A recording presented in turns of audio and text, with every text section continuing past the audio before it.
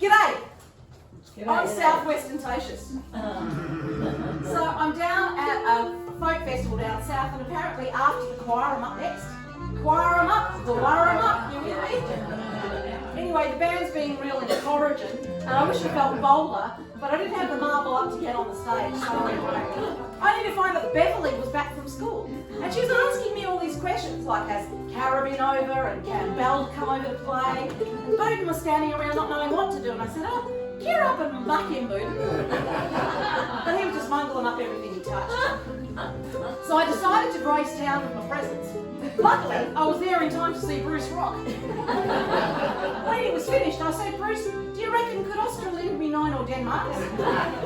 Sure, he said, but Albert eating them back too, Jane.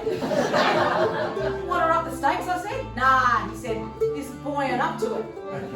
Circumstances have had Nan up all night. She's been yelling up and down the house, fit to play the whole dwelling up, because there's a boy up, Brooke. Brooke, I said, what about Dolly, Brooke? And she just started chittering at me. Honestly, Brooke, I've got enough to be putting up with without all your burlesque, Brooke. Donnie was Calamari you. He took you down the jewellery store, he said, pick a ring, Brooke. Did you care?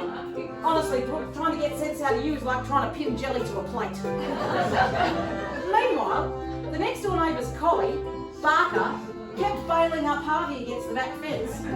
And with Burra copping a hiding from Hester for eating all her Euclairs, honestly, she had it up to her clack line. Harvey, stop trying them out, Barker! You lot are just a bunch of mangy muppets. Now, dark up and fly right, or never dark out my doorstep again.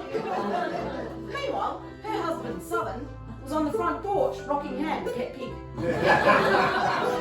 Now, Hester looked up just in time to see Fitzroy crossing in front of the house. Now, I don't know what she said, but it sure made Southern cross.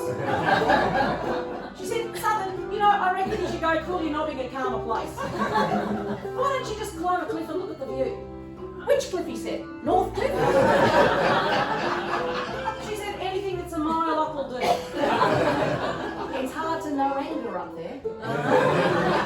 So while Southern was cooling off, she started cooking up some salmon gums. Now, I didn't know salmon had gums, but they sure tasted like seabird. Oh, yeah.